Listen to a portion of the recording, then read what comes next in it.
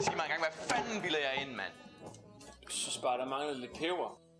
Der skal også lidt salt på. Det går ikke, at peber får overtaget. Ja, det kan det godt være. Men jeg vil bare gerne nyde min klopsandwich i ro og fred.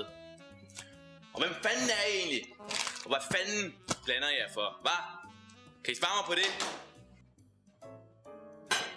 Her er regningen, som du bag om.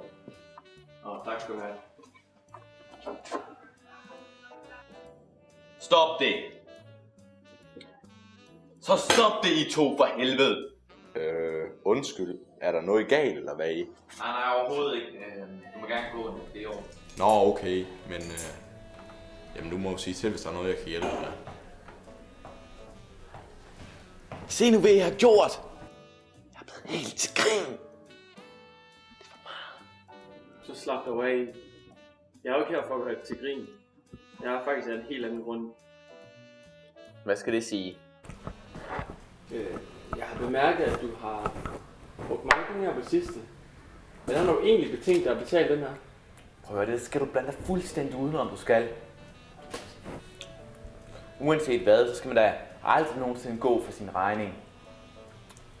Det er almindelig fornuft, ikke? Jamen, selvfølgelig kan du da ikke løbe for regningen.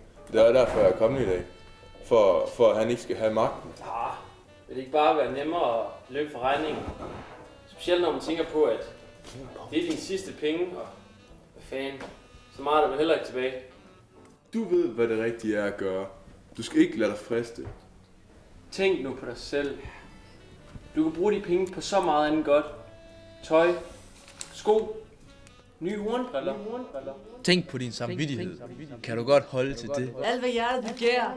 Du skal ikke gøre det. Løb nu for den regning. Løb for regningen. Du har jo penge.